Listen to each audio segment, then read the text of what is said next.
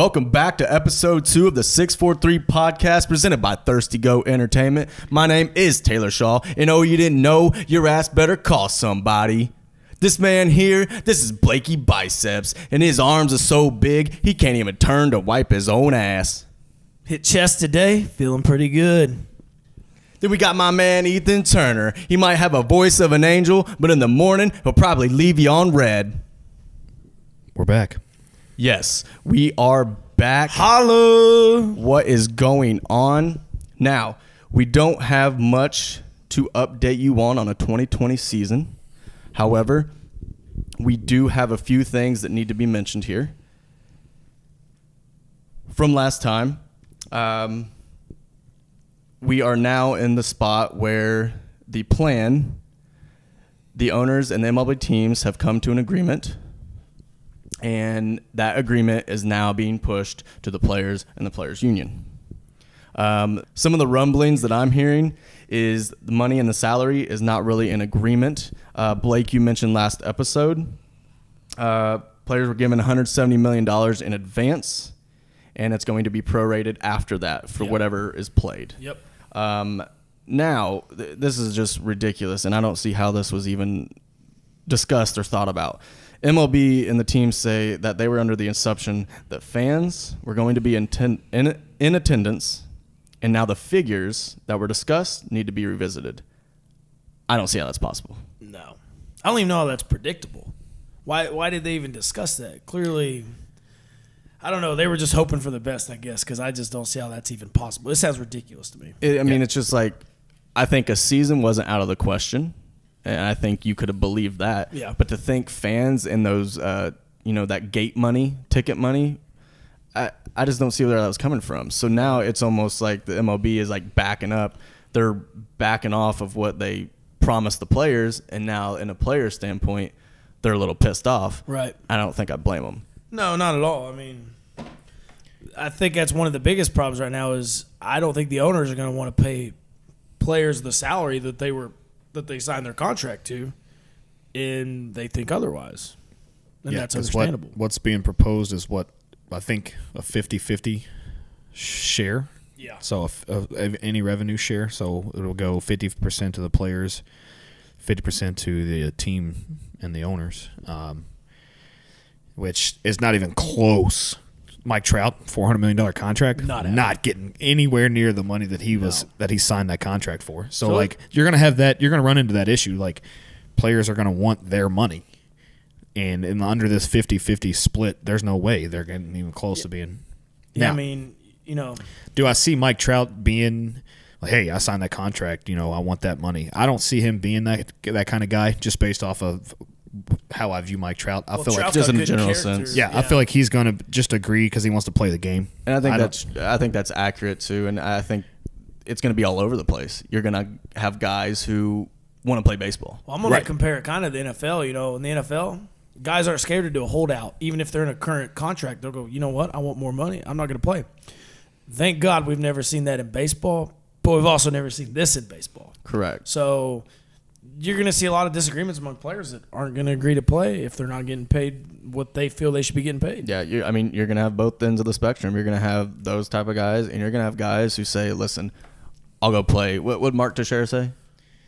The former Major League player, Mark Teixeira, said that he would rather play for pennies on the dollar to give hope to people rather than miss out on an entire year of his career. Exactly. So you're going to have that sentiment. That's going to be shared amongst some players, and then you're going to have the players who are like, on the business side. No, I'm not playing until I see my money. I know me. I would pay them to let me play, but also exactly. I don't have major league talent either.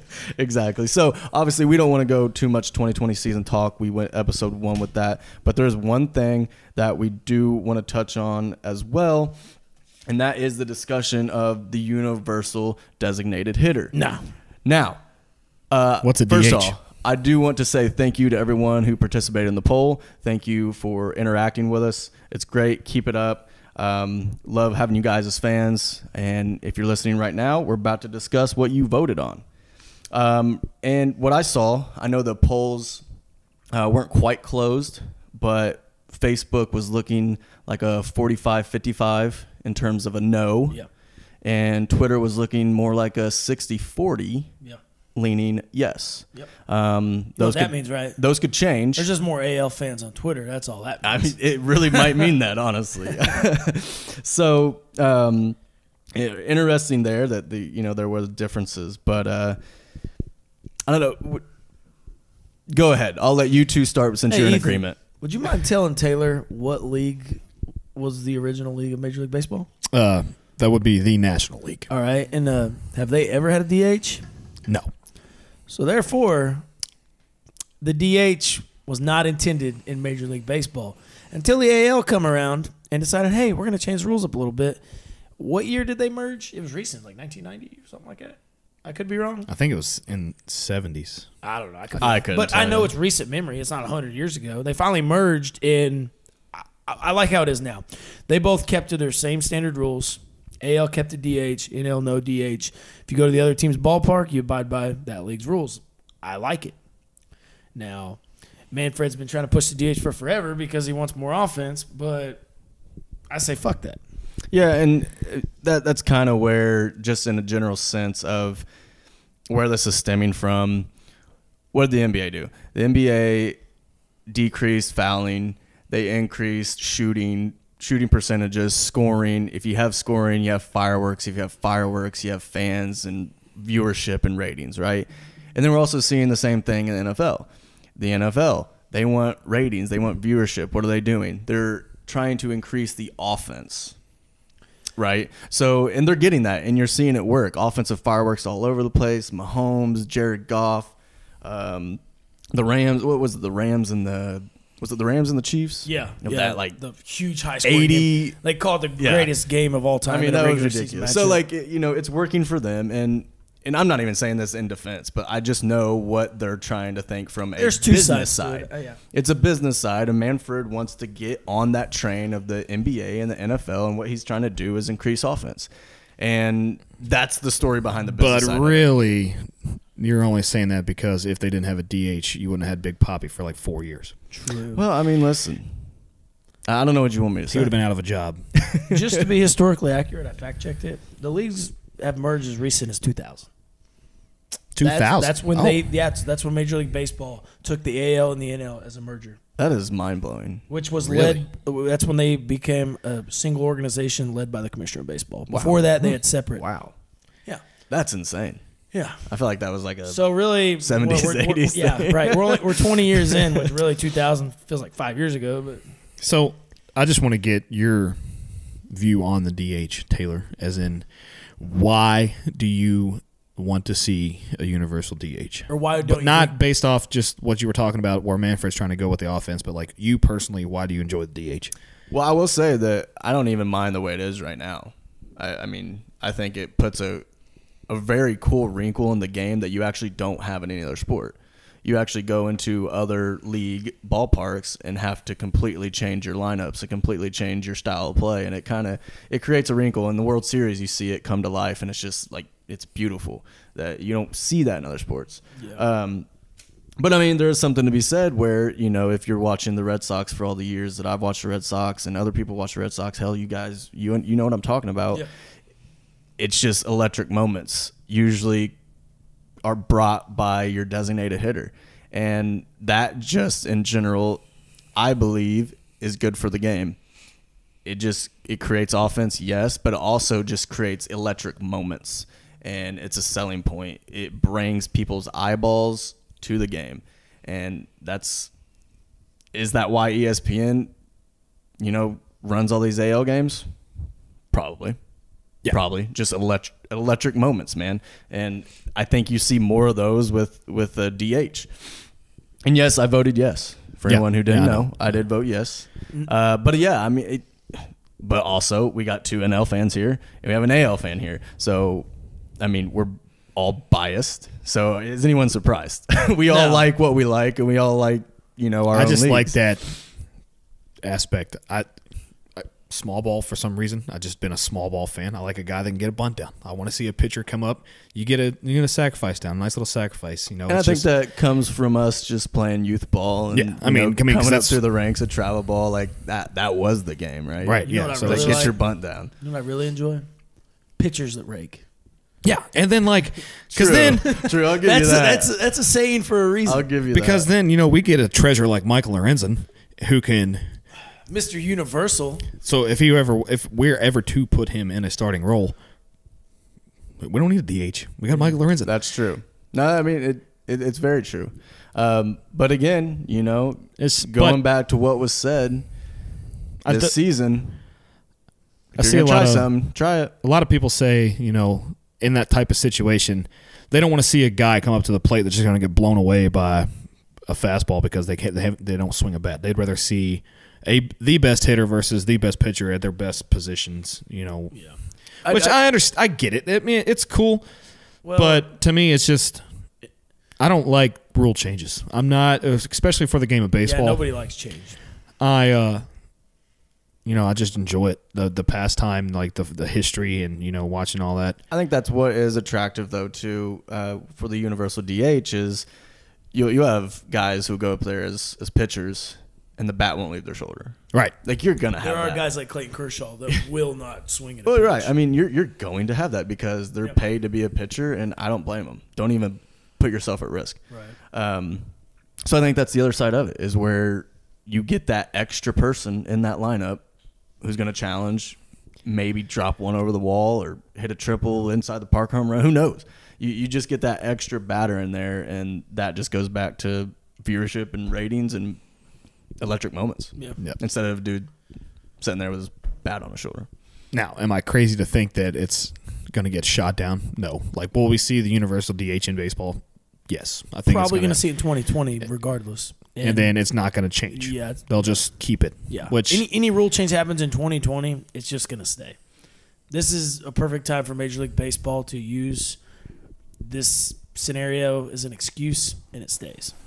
Which is a perfect segue into right we're getting ready to talk about the new MLB Draft. Yep.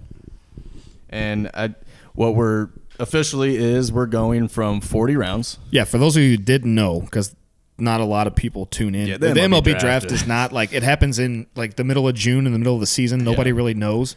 Nobody really watches. And players don't have an immediate impact like the NFL. You're drafting a guy for now. Right. So Major League Baseball, you're what, 3 to 5 years out probably? Most people don't know this. There are 40 rounds in the Major League Baseball draft. You might draft a guy and not see him until 8 years. Exactly. Hey, there are 40 rounds now, but there used to be 62 rounds. And Mike Piazza was the 1,390th pick in that draft. But now it is going down. The draft is going from 40 to 5 rounds. And I guess kind of one of my questions is, like, does this have an impact on talent pool? Does this have an impact on the level of play that's coming into the major leagues? What are we going to see here? I think, you get a lot of guys that get drafted, 7th round, 8th round. You got those guys like that. And as far as it's baseball, to me, is just a tough. You can go through the first round picks of the last 10, 15 years. But even number 1 overall picks. I mean, Chipper Jones was the very first ever number 1 overall pick to be inducted in the Hall of Fame, and that was last year? It's just the number, they're just not there. Right. There's more failures in the first round than people that actually succeed. So it's just one of those, you don't know what you're getting. It's the game. I think, to me, baseball, the game changes dramatically from high school to the professional level more than almost any other sport. So you see, the pitching in high school doesn't even touch. You got kids ready for the NBA out of high school almost. Right. And so I think just that you don't know what you're getting necessarily. Yes, you can tell, at watching at bats, watching tendencies, different things like that. The kids that have it and can take it there, but it also depends on what organization you get drafted by. Some teams' organizations, their player development is just terrible. Right. I think the Pirates have had a ton of number 1 overall picks, and hardly any of them have ever done anything. And you got teams like the Cardinals that it seems like they have one Hall of Famer pumped out by another Hall of Famer right behind them. Right, and it just they always towards the later part of the draft, because the success in that organization has always been good. They draft really well. Yeah, just for instance, Albert Pujols, 13th-round draft pick, and probably the greatest right-hander in our lifetime, or at least for those 10 years. He had the greatest 10 years that decade. Yeah, it was just absolutely insane. And to think he might not, like, guys with that talent in the future might not be playing in Major League Baseball and could be bagging groceries, that's kind of a weird feeling. Yeah, it's definitely weird. But I think it's important to point out, though, that I think the scouts aren't going to change. They're still going to be good enough and talented enough to find these kids and sign these players to deals that don't have to go through a draft process. So what is it that was officially decided? You can sign a player for $20,000? Yeah, post 5-round draft, you can sign anybody after that for a $20,000 contract. Yeah. So I think the scouts still do their due diligence. They're still hitting the road like they usually are. They're hitting their Excel sheets and doing their algorithms. And I think now you just see more of a – is it just more loose? It's less strict in terms of, who can get picked up where. Right. Because, it's kind of fair game now. Yeah. Basically, your scouts now are a little more important. Oh, yeah. Go find our hidden gems for us. Because now that puts a lot more emphasis on your draft pick. Like, you do not want to miss. Right. At all. And, as far as the player, I think we're going to dive into this a little bit. So, as far as the player aspect, does $20,000 really jump off the page to you? Oh no! Because to me, knowing what I know now, $20,000, coming out of high school, you're not making any money at all. You don't most of these kids, they don't work, they don't have money, so they see $20,000, they're like, whatever, $20,000. But $20,000 on top of when you sign a professional contract, nobody's taking care of you. You pay for your food, you pay for all this, you pay all, the expenses are on you. At that point, these kids need to be made aware of that, I think, because you go to college, your travel's paid for, your room's paid for, you got different things like that. And even food, yeah, your food, you have meal plans and different things like that. It's all included. I think a $20,000 contract, you'd struggle. Oh yeah, absolutely. You would, but I don't know if that really changes a lot, because minor leaguers now they still don't make minimum wage. Right, but I think it maybe puts the college game a little bit more into the player's mind. That's what I was going to ask. Do you think now, because of the 40 rounds of the 5, is college baseball a more attractive option? Yeah, I believe so. Well, the good thing about baseball is you can get drafted and decline it. You don't, with college. And you can still go to college. Yeah, you have the option to still go to college. So if you're not picked in the first 5 rounds, which I would say if you're not picked in the first 5 rounds, college is probably your best option. So that's going to give college baseball a lot better of a talent pool. Yeah, and I think that's a good thing, for the game in general. It just kind of speaking, off the top of my head here, is if you take these guys who don't see themselves in the first 5 rounds and they're all going to college, not all of them, some will take that money. Yeah, but a lot more will. You get to develop those. The MLB teams aren't developing the players. I'm not saying that, but those kids are getting developed under great schools and great coaches. I think 4 years of college baseball is just as valuable, if not more valuable, than going and playing 4 years of minor league baseball. Right.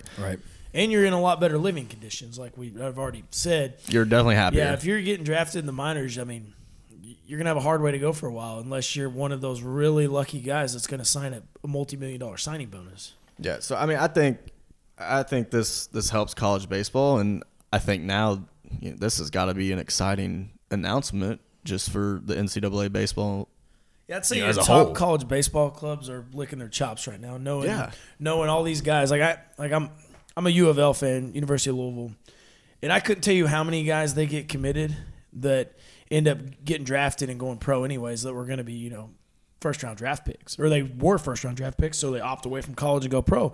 Well, now, I mean, they're not going to get the first-round guys, but, you know, 6th, 7th round pick, I mean, that's still not bad. And those guys It's a lot of talent. I mean, those guys would still probably go pro, but now you're going to look at those guys going to college. So, I mean, it makes college baseball really attractive, and I'm hoping the media jumps on board with this and starts covering more college baseball because they fail miserably at covering these college athletes. I'd like to see that. I think the only shine they get is the College World Series, which is awesome. Oh, yeah. I love the College World Series. I Absolutely. love ESPN's coverage of the College World Yeah. Series, but It's we could covered- see more of it. It's covered well, but like regular season, Right. I mean, We could see more you of got to it. have an ESPN or watch ESPN subscription just to catch anything. So I've been looking this up because I knew there was a number here. So the trend is of high school players getting drafted is falling substantially. Right, like kids getting drafted right out of high school. So back in 1999, 46% of players drafted in the first 10 rounds were out of high school. Okay. So you're looking at almost 50% of players out of high school. Yeah. So last year's draft, I believe, in 2019, it was down to 19% of high school players drafted out of the first round. Every other player at least went to a 2-year or 4-year program in college. So you think we're going to be looking at less than 5% overseas. in the future? I think it's going to keep going down just because Absolutely. you're looking now like a lot of your talent in the major leagues are college baseball players, like people that you don't have. You got Bryce Harper, one of the Anomaly. kids. You got freak generation talents that are going to come through. But other than that, most of these guys are college baseball players, and I think So college was already on the rise. Right. You put this rule in place. I think it's going to make it even. It just bumps it up I even think more. it bumps it even Now, more. does this kind of fall into your theory, Blake? I don't think there's a plan really in place that what I'm saying, but like it's just unintended consequences. If you make this rule and you push players to college baseball, does this help the MLB get rid of all their minor league systems? Not all of them, but most of them. I think this is kind of And like use college as your feeder system this instead is of kind minor of, leagues. Yeah, this is kind of based. It more or less is based off of the whole COVID-19 thing. But once again, I think this is an excuse the baseball's using. I think this was Major League Baseball's long-term goal. For a long time, they've been wanting to get rid of a lot of minor league affiliates, and I think it's going to come down to nothing prior than AA. I mean, I think that's inevitable. Like, why are you going to need low rookie ball, high rookie ball? Why? I mean, that's what college baseball's for. And back on the whole thing with, you think of a guy like we talked about Albert Pujols. You look back at him as a 13th round pick. I'm sure once that guy got drafted, 2 years in, I guarantee they were like, holy crap, like we got some talent. Well, a guy like that's going to be playing college baseball. It's going to be the same way. I mean, within 2 years, you're going to know who your top guys are, I would think. You're going to have a good idea. But, I mean, like I said, I think you're going to have AA and AAA in your pro club, and that's it. And I think as a player standpoint, a young player standpoint, this is almost exciting too, because you hear about the shit show of an experience the minor league system is. Yeah. And now it's like, okay, well, it seems that the MLB would rather us go the college route. So if I can accomplish that and be, in the system that they prefer and be happier and be able to party and hang out with my friends. Being a privileged D1 athlete has a lot of perks. And not saying that like a lot of D1 baseball players like don't even have scholarships and stuff, but like they're still fairly treated, right? Oh yeah. Yeah, 100%. But yeah, so I think you're treated better than being a single A baseball player. Yeah, absolutely. Yes, that's my point. Yeah, every amenity you get is top of the line if you're at a good program. But even the worst programs, I doubt it's that bad. I mean, right. So yeah, I mean, I think there's a lot of good. I think there's some bad. Yeah. But the moral of the story is, guess what? It's happening. I can say I'm True. more optimistic than pessimistic about this. It's one of the few rule changes that isn't too unattractive to me. Because, like I said, the dog days of just playing in single A ball. I mean, we've heard. I think this is MLB's solution for all the backlash they've got for how poorly paid minor leaguers are. Like, Right. all right, well, we can get this off our shoulders and just tell them, if you're not drafted, here's $20,000. If not, go to college. Yep. Yeah, I think it solves a lot of their headaches. I think it was about the only solution they really had because I don't think they were going to pay them any more money. They were just No chance there. No chance there.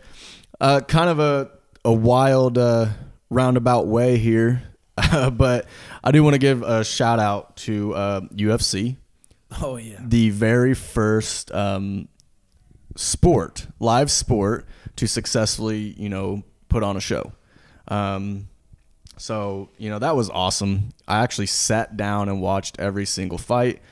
I never do that. I maybe watched the last two and that's it. But I was so starved for a live sporting event and so locked in just because we haven't had it that I sat down and watched, every one. It was a breath of fresh air.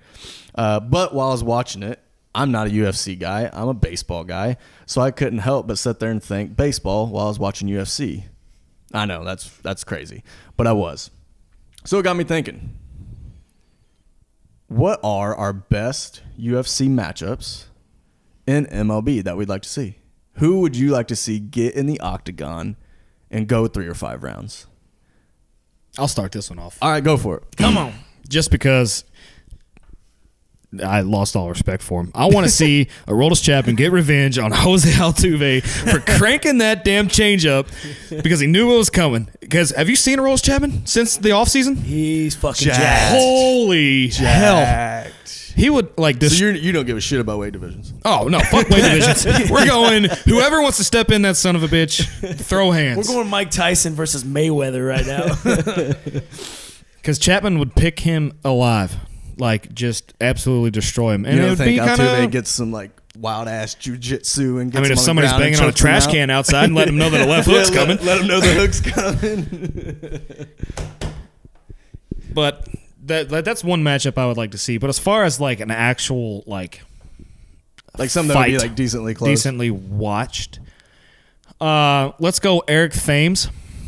Tank. Big boy. Dude is loaded. So you're talking heavyweight division. Oh yeah, heavyweight. And he was over in Japanese baseball for a while. So The dude could definitely. Sure, and he got some of their technique. just because he's like jumps off the plate to me as being another big guy, so Joey Gallo. I think that would be an intriguing matchup. You think Gallo could connect more than his batting average? Because I know if he does. If he does, it just takes that one connection. the dude hit a 500-foot home run last year. Like he just cranks. I think the in that baseball. sense, I think I give the athleticism to Thames. to Thames. Yep. But like you said, if Gallo, when he connects, that boy connects. The dude's what did we say the other day? He's 6'4", 230? 235. Yeah, he's big. Massive. That's a lot of weight. Yeah, and it's very little body fat. Yeah. That's a lot of weight behind I'll tell that. you what, since we're getting way out in left field as far as UFC for baseball players. I can't believe I incorporated UFC into I want MLB. to one-up you on this one. Let's get a little extreme here. All right, let's mix a little UFC with the WWE action, okay? Oh, so we're boy. talking a little tag team fighting, right? Ooh. So the most intriguing fight I can think of all day long, I want to see Puig and Amir Garrett take on the entire Pittsburgh Pirates. Gosh damn it! I was going to go to that one.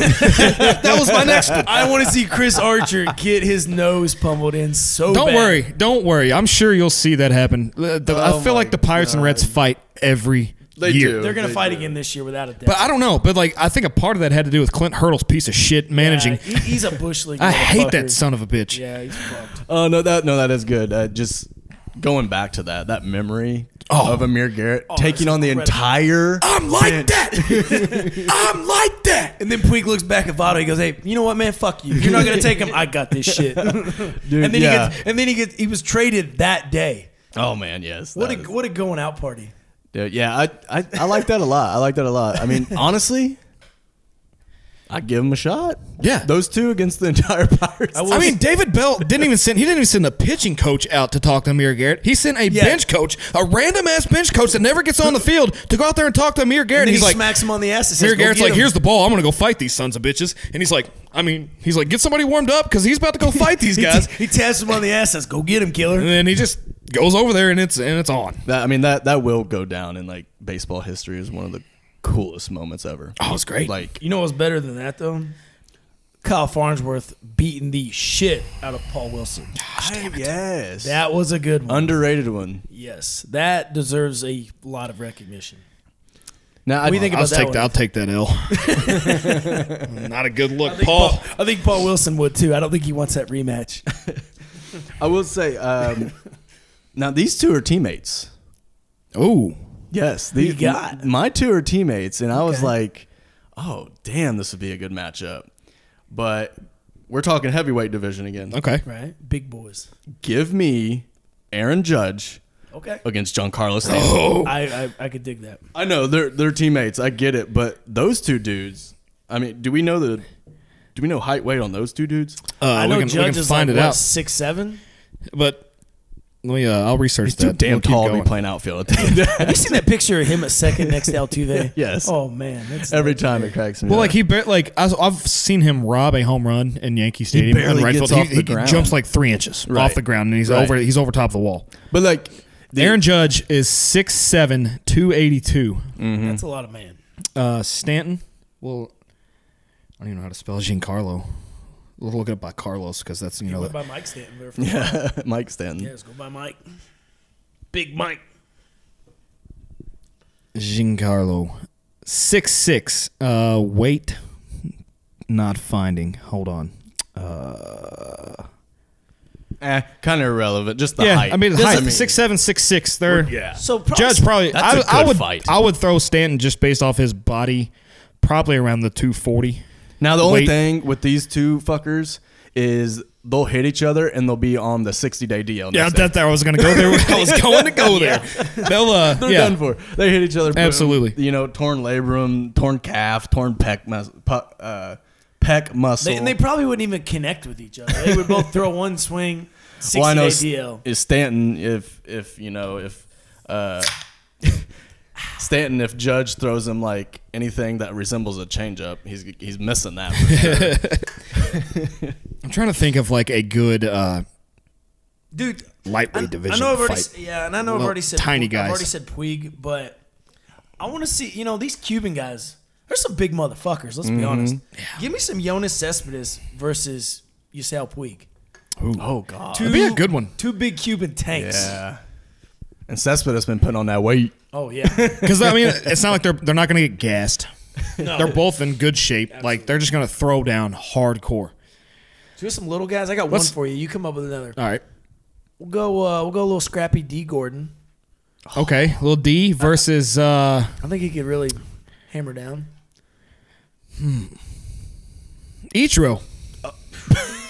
Let's go. Let's throw Ichiro in there. A 20-year age gap there, but all right. And D's on the juice too, man. I don't know about it. D. Gordon Ichiro. Oh man. Okay. Better yet, we'll go with a retired guy. We'll do Ichiro versus Juan Pierre. I think that'll be a little more even match. There you go. It's a good little scrap job. I will say, still current players. This is a little dated, but not too dated. Why don't we just run back Rougned Odor and Joey Bats? Yes. Odor Bautista. I don't know if Odor. I don't know. You think he's got? I mean, that height difference is tough. The height difference is But I don't know that. I think punch. Joey Bats would. I think it. What do you think would happen if he'd have got up and swung back at him? He probably would not. He would not knock him out, but he probably would have. I'm going to be honest with you. Odor threw a haymaker. Everything he had, it connected, and it barely phased Joey Bats. That is true. Batista just wasn't he wasn't expecting Odor to hit him in the face. That is true. Like Odor got him good, but it almost seemed like Batista didn't even phase the dude. Right. Like that's how I don't know. He must just have a stone jaw. What I would have loved to see is him get up, punch Odor back, and then flip him like he does that back. I'm trying to think. Let's do a starting pitcher matchup. Okay. Oh, Scherzer, because he's a fucking psycho. Okay, yeah. The dude is a psycho. Yes, he is. And Get him in the octagon. Give me him and John Lester. I think Lester's too mellow and old. No, he's got an attitude. He's got an attitude, man.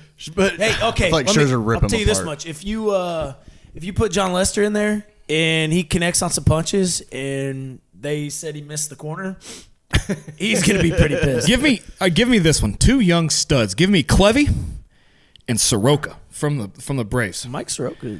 Okay, I like that. We'll go with that one. Because Clevy, I feel like Clevy's scrappy. Like he's Walker just, Buehler. Walker Buehler. I can see that. shout out Kentucky kid. Let's go. Okay, then we'll go him and James Paxton. 2 Kentucky kids. Paxton's old. Yeah, and He's on the DL right now. We probably shouldn't do He gets that. hurt all the time. I can't say DL anymore. The I don't injured think list. I don't think this scrub is in the league anymore. So R.I.P. to him.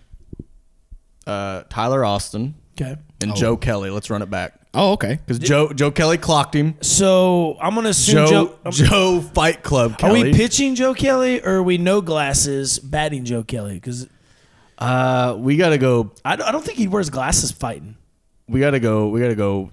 Pitching Joe Kelly, Okay. Psycho Joe Kelly, Joe Fight Club Kelly. That's all right. basically his alter ego. Okay. But yeah, let's finish that because Tyler came at him.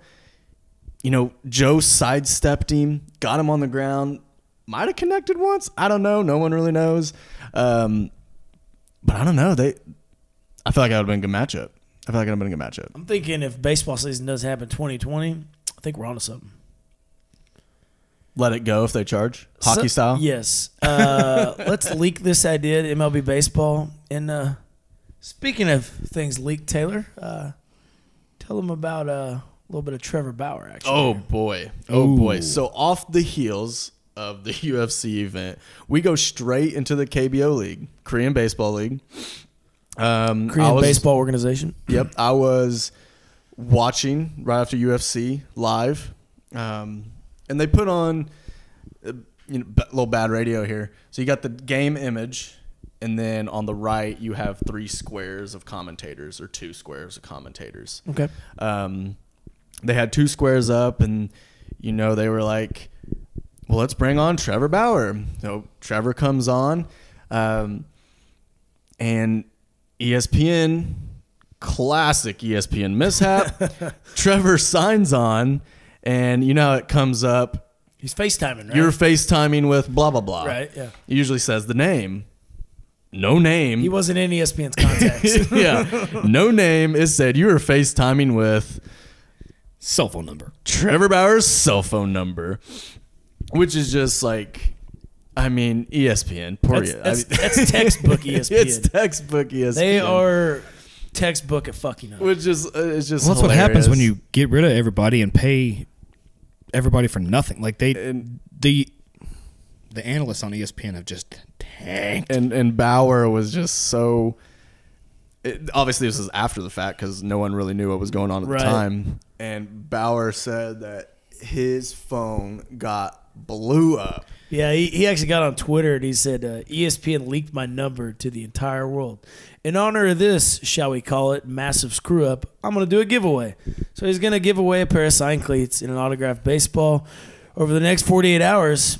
And the rules were in his voicemail. So in the rule he put, so he you changed his voicemail, left the rules so people would just call his phone, whatever. Right. Did not expect his voicemail filled up completely, so like no one else could get the rules. So he went back to Twitter and posted the rules on Twitter for people to get that stuff. Which is that's cool of him to do that. Yeah. He could have blown up and he made a big scene, but he had fun with it. Very easily to get pissed about that. Yeah, in all honesty, we've all kind of talked about this. And I'll be honest, when Trevor Bauer was with Cleveland, I thought he was a douchebag. I thought he was arrogant. Yeah. When he threw that ball over center field with his little temper tantrum, I was like, man, fuck this guy. But then he goes to Cincinnati, which local to us, so we follow them pretty much. And I'm like, you know what? I'll give this guy a Twitter follow. And let me just say, if you're a baseball fan and you don't follow the Bauer outage on Twitter, you need to get on there because this guy, for what he does for the game of baseball, the way he promotes it, he's one of the best. Yes. Yeah. Oh, absolutely. He's a great person too. Like it just I watched a lot of his YouTube videos of just his, one-on-one interviews, different things like that. And it's just, the guy understands it, he gets it, and he wants to do not only for himself, but just for the game of baseball. He wants to, be there. Exactly. He's one of the lone players in the league right now who really take advantage of self-promotion. Yeah. Oh, yeah. And that's one of the things that, like, it just kind of irks me with baseball. And I don't know if it's the players, I don't know if it's the league who try to, put a hog tie on them or whatever, but just self-promotion and getting yourself out there, letting your personality show is just so taboo for the league. And Trevor's one of those guys who he fights it back. He gets himself out there. He has started a media company himself. Yep. To promote players, to promote himself. And he runs his own website. He's got his own swag. Yeah, and it's amazing to see. And I think more players need to follow the Bauer path. Bregman, I think, does a pretty good job of it. Let yourself out there. Be seen. I mean, I'm going to be honest. Mike Trout is the most unknown superstar in the world. Oh, yeah. We're all extremely biased towards our team, right? But tell me, if you could get a hold of a Bauer, or even Bauer or Trout or Harper, any of your favorite guys that don't play for your team, wouldn't you love to have a shirt that somehow marketed him that wasn't necessarily affiliated with their team? Yeah. Exactly. I would definitely wear a Mike Trout T-shirt or something. I'm just not going to wear an Angels shirt. Yeah, I don't want to wear an Angels shirt. Like, I've always been one of those guys where, like, even if one of my favorite players from the Reds goes to a different team, like, I want to support him, but I can't buy another jersey. Like just imagine a shirt just says "Drop Trout." Yeah, I'd buy that. Well, it's like with Trevor Bauer, man. He sells those shirts that say Bauer outage on it with his face on it. Like, I need one of those. Yeah, like this guy gets it. I want one, and I hope everybody else follows that. That's like what he has done is he's paved the way for how every player, should market themselves, and I hope in the near future we see more of that. Yeah, absolutely, and I think that is a larger discussion as a whole. Yeah. I think that could be a pretty big segment on a future episode of just where does the MLB stardom rank against the NBA stardom and the NFL stardom, and what's the difference? It's allowing these dudes to self-promote, it's marketability, and putting yourself out there, and if they just took control of it themselves. They could really make an impact. And I think Bauer he's putting the footprint down. Yeah. It's unfortunate that it's come down to that, but this is kind of along those lines. But, like, we'll go to football for a minute. So, James Harrison, have you ever seen his workout videos? Oh, they're insane. Oh, yeah, absolutely. The dude's a freak, right? So, he'll go play a game and go work out after that. And he said he spends over $100,000 a year just on taking care of himself. And he ended up getting it. I don't remember what it was, but he got a huge contract towards the tail end of his career. And he said, like I said, he spent $100,000 a year just on taking care of his body. And he had said, if you invest in yourself, it'll pay off. So that's the way I should look at these players. Not necessarily paying $100,000 to work out, but you go sign with a really good media company that will promote you. I mean, the limitations are endless. Like I want to see a lot of guys start spending money and investing in themselves to promote this. I mean, I think it would be huge for baseball, for themselves and baseball. Yeah, and I think Bauer not only did a good job of self-promotion, but he also created that media company. Yeah. And now he might see other MLB players just sign under his company, and do that type of promotion. Well, he's already had guys like Derek Dietrich on there. Mike Clevenger's on there a lot. Clevenger's with him, yeah. So just different guys. Like, I just watched a video today. They've been out in the desert taking BP, like, off of each other, like, trying to stay loose. And the first video I saw was him and Dietrich doing it. And then today I watched one. It was like him. Had a couple pitchers from Cleveland, some other different, like, guys like that. And there was a high school kid out there with him, just, and, like, some of those guys I'd never heard of before. Right. And then just based off of watching that video, like, now I know who they are. And now you're probably a fan because... Yeah, they're all cool guys. Yeah, like, you get to see one of their them were having personality. fun. And that's a good thing about baseball, too. With Major League Baseball, you see players' personalities more than any other sport. Correct, because Yeah, I mean, Yeah. and then they're all out there just like in the middle of the desert, cracking beers, taking live BP. Like, that's the stuff you don't get to see. What is it Dietrich said when he finally connected after Bauer's like 20th pitch? He said, I got you, bitch. He said something. He's like, "See ya, bitch." You know who honestly probably would have been the best at marketing themselves? Well, they are the best at marketing themselves, but they could have done it in baseball, even if they didn't make the major leagues. Probably Michael Jordan. MJ, the Last Dance documentary going on ESPN right now. Man, I'm shouting out ESPN a lot. I should probably stop that. Yeah. Hashtag fuck ESPN. Until you want to sign us, then you know what? We might learn to like you a little bit. Then we'll love you then. But yeah, so Last Dance, great documentary, just hands down. Just, Haven't finished it yet, so don't give me any spoilers. No, I'm not going to spoil it for you. Spoiler: he won a lot of championships. Yeah, he did win a lot of those. But this, why we do want to bring it up right now is because this episode actually touched on in MJ's baseball career. Short-lived, but they did talk about it. One glorious season. And why it may have happened. But not to get into the details of the documentary and, why it happened or why he chose to do it. More what we want to go into is, what could MJ have been? And I'm not talking MJ could have been from going to college and playing all the way up through the ranks and what have you. But after that season, if he would have what never if he went didn't go back to basketball? back to basketball? What does MJ look like after that season? He stays.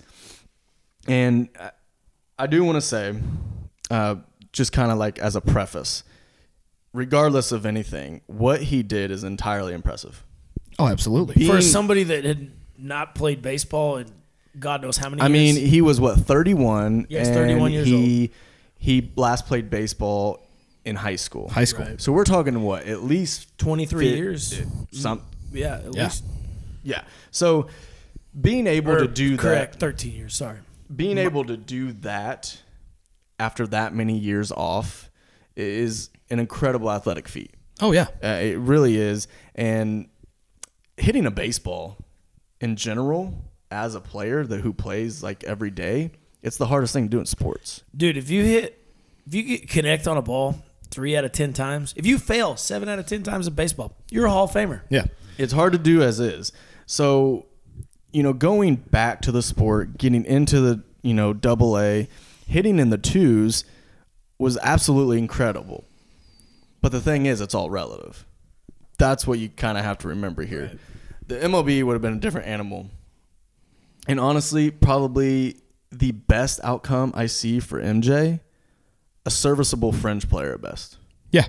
Just kind of like put him in there, utility player at best. He's not an everyday player. No. He could steal some bases, too. And I do want to say Francona.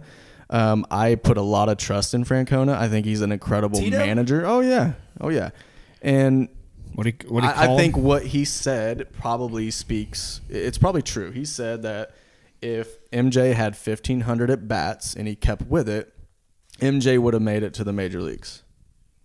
I mean, that's true. It's a true statement with that. But in the major leagues, at that point, at like a 34-year-old rookie too. True. In the major leagues, the age isn't on his side. He started at 31, so even if he makes it to the major leagues at 32, 33, age isn't on his side. Right.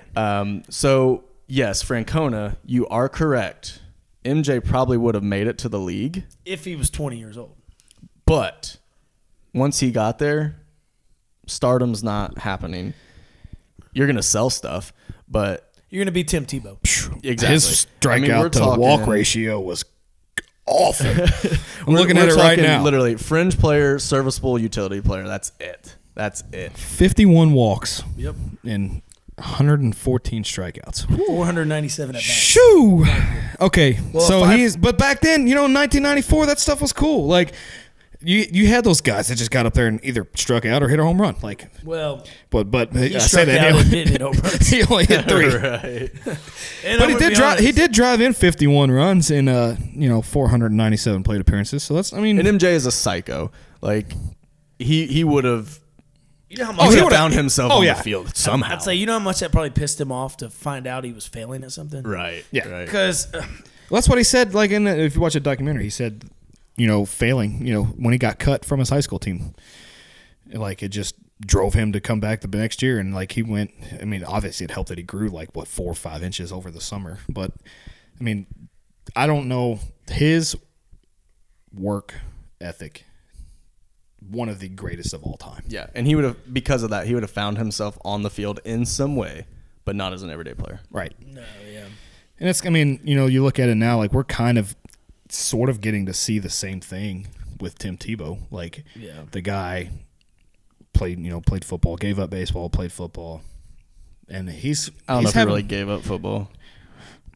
Football gave up on him. I think he was kind of pushed out. Yeah, I mean, that's true. Which I mean, that's kind of. We won't go there. We won't. But Tebow's work ethic is there with Michael Jordan. Absolutely. I think they're in the same breath. And as far as will he ever see a major league field? Maybe for promotion. Yeah. maybe as a DH in 2020. Is he? DH, Yeah. Is he? But is he a terrible baseball player? Absolutely not. No. He's had a little bit of success. Coming through the I think minor he's leagues. already hit more home runs than MJ. Maybe. I mean, he's made it. He's made it to AAA. Yeah. True. So he's right there. Will we ever see him in Major League Baseball? I hope so, because I'm a huge Tebow guy. I love Tim Tebow. He's just his work ethic, his demeanor. Like Tim Tebow as a person, more kids should look up to guys like Tim Tebow. I believe. He's just a great guy. Would have been the greatest thing that just got pissed on us pretty much? So Tim Tebow had confirmed that he was going to play for Team Philippines in the World Baseball Classic. Very true. Because he was born there, so he was allowed to play. Well, now they've said there's not a World Baseball Classic. So the closest thing we might have seen of him playing professional baseball just shit on us too. So Yeah. Well, Absolutely. And this kind of brings up, different guys choosing different sports. We almost saw Kyler Murray maybe not Major League Baseball, but in baseball Right. instead of running there's around been a NFL lot fields. of big Russell NFL Wilson. players. Yeah. Russell still practices with the Rangers?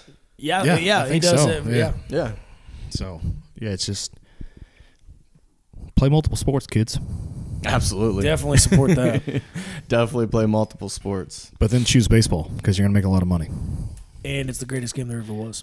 and it's a lot less stress on your body. Exactly. Yeah. Unless you're Stanton or Judge. And chicks dig the long ball. We rolling into the next little topic here. We're gonna hand it over to old Blakey. Let's hand it over here to Blakey Biceps. And Blake, Into a segment we call This Week in Baseball. All right. So last week, I got super in-depth with Kerry Wood's 20 strikeout game. I'm not going to really get too involved in anything this week. I'm going to call these quick hits because I'm going to go over a bunch that have happened this week in baseball history. We'll start off with March 11th, and this is not in chronological May order. 11th. You said March. It's May. Or, why did I write March? Yeah, May 11th. Hey, no one knows the date right now. This is true. Dates don't even This is matter. true. I just seen an M. Yeah, okay. May the 4th be with you. But anyways, so May 11th, 2016, Max Scherzer threw a 20 strikeout game, conveniently just a few days after I feel like the they all happened in anniversary May. of Kerry Woods. Well, then, also May 11, 1996, Al Leiter pitches the first no-hitter in Marlins history. 97, this kind of come interesting to me. The Braves were on a 16-game skid, and the team owner, Ted Turner, takes over as the team manager to try to end the skid. Well, then we'll go to May 12th, 2004. Taylor, your boy, Alex Cora, was playing for the Dodgers at the time, and he hit 14 consecutive foul balls. Every single foul ball he hit, the crowd just kept getting more amped up and more amped up. Eventually, on the 18th pitch, he hits a home run off the Cubs' Matt Clement. I do want to bring up an interesting little tidbit there. Alex Cora, former manager of the Red Sox. While he was the manager, Mookie Betts had a similar situation where he had a 13-pitch at bat, fouled off a ton of pitches, ends up hitting a home run in the 2018 season. Just so happens that play, that at bat is looked at as kind of like the turning moment of where Cora and the team and the media and everyone was like, oh, this team's for real. Right. It was like a turning point in the season. But kind of interesting that, you know, Mookie had the same experience as Cora did in a World Series winning season. Just kind of cool. Well, conveniently enough, Alex Cora did that with the Dodgers in 2004 when the Red Sox won the World Series in 2004. Wow. Look at that. Well, probably one of the coolest things I've seen on this list, and it really has nothing to do with baseball talent at all, was May 12th in 1998. The Padres' rainout streak ended at 1,184 games. That was their first rainout since 1983. That just seems crazy to me. Granted, California probably doesn't get a lot of rain in San Diego, but wow. Seemed pretty wild. May 12th, 1970, Ernie Banks' 500th career home run, first Cub to do so. May 13th, 2009, Ryan Zimmerman gets the Nats' all-time hit streak, and it ended at 30 games. Actually, here's another crazy one for me. So May 13th, 2008, the Rays take their first division lead in 2008. May 13th, 2007, the Red Sox, I don't know if you remember this or not, but they had their Mother's Day Miracle. Does that recall anything to you? Oh, yes. Mother's Day Miracle. It does. They were down like a boatload. Yeah. They were down 5-0. Yeah, 5-0. And scored 6 in the bottom of the ninth. Bottom of the ninth, yes. To beat the Orioles. What year did you say that was? That was 2007. Yes. Oh, and World Series it was crazy play in the game, too. It was, I think it was a ground ball to second. Bad throw. They scored 2 runs to win. Yes, that's true. Yeah. Yes, bad throw. What happened in 2007, Taylor? Shouldn't even happen, honestly. Right, yeah. Not get back to that game. What's up? What happened in 07? That's a World Series year, baby. Yeah, maybe that was the turning point of that year for you, too. It might have been. Honestly, a little early in the season, but I could see how that's pretty Mother's inspiring. Day. Yeah, Mother's Day. Pretty cool moment here, May 13th of 1947.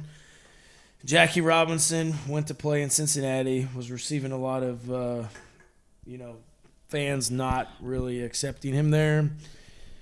And then the rumor has it Pee Wee Reese put his arm around him.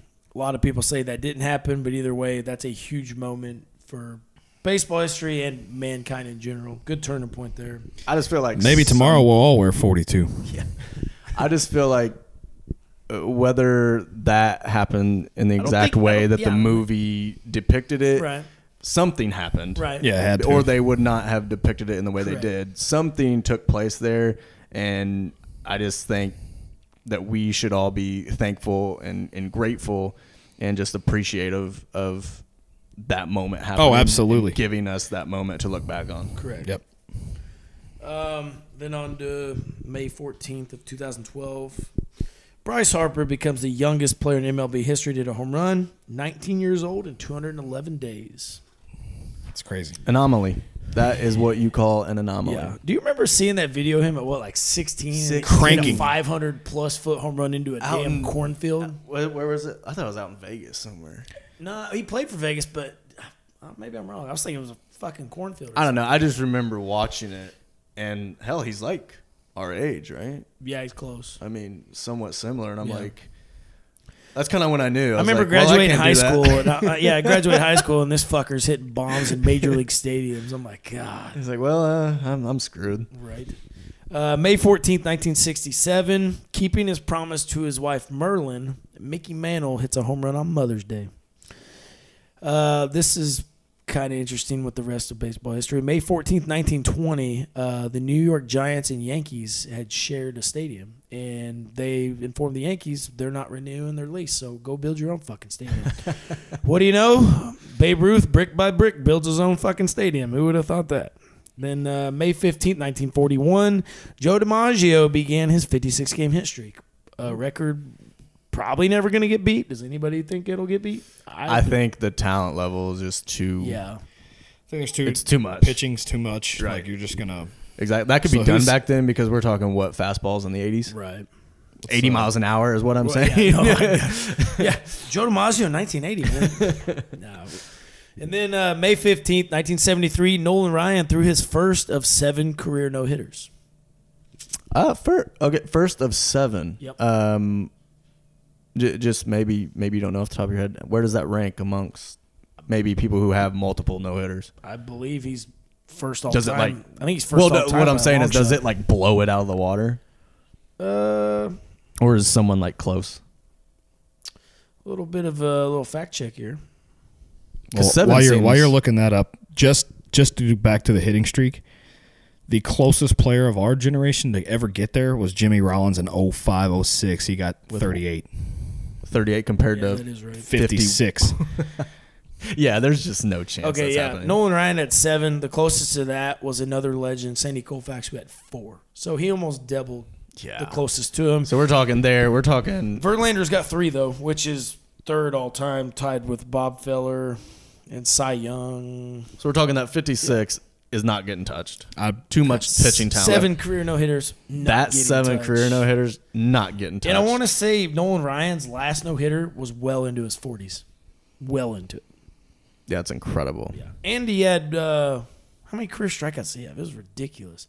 It was Ethan, fact check for us. We should probably get better at this. That's what technology's for. We need a nerd intern. We need a sent nerd by intern. us. Like, hey, Send your resume in. Send your resume in. The 643pod at gmail.com. Send it in. okay, so 120. Let's see, 27 years. That's how long he played. Really? That's what it's showing. Good Lord. Yeah, he would throw on multiple occasions. He threw 2 games in a day. True. Strikeouts. Yeah, I know this is ridiculous. Please, 5,714. Yeah, you hear 3,000 strikeouts, instant Hall of Famer. He was well over 2,000 more than that. Good Lord. Nolan Ryan was an animal. Talk about anomaly. Yes. Another Imagine anomaly. growing up watching that. To That's only 2,795 walks. So he doubled his strikeout rate pretty much. Yeah, Nolan Ryan Was a beast. Yeah, he was good. That's amazing. And he liked to beat the fuck out of little kids for the White Sox as an old man. Absolutely. Well, I just want to say thank you to everyone who has seriously liked our Facebook page, liked or followed us on Twitter. Rate, review, subscribe. Participate in our polls. Yes, absolutely. Engage with us. We definitely want to get. We started one poll this week. I think it would be a good idea to just start, doing maybe one a week or something. Absolutely. Like that. For now, We want your engagement. We definitely want engagement. We want to give shout outs on the show to you guys. Talk. Maybe even have you call in, give your opinion on some things. Absolutely. In the future, might do some DMs or something. Yeah. But yeah, just thank you so much. We appreciate the early support. Keep supporting. Like, subscribe, review, follow. Anything else, boys? I think that's it. We're just real appreciative over here. 643 Podcast out.